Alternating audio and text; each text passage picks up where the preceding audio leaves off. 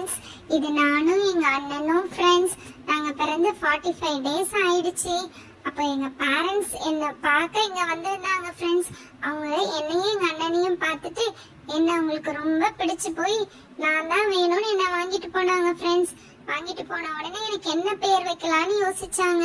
அப்ப எங்க மம்மி கிச்சன்ல இருந்ததுனால நான் கியூட்டா பெப்பர் மாதிரி பெப்பர் கலர்ல இருந்ததுனால எனக்கு பெப்பர்னு பேர் வச்சாங்க ஃப்ரெண்ட்ஸ்.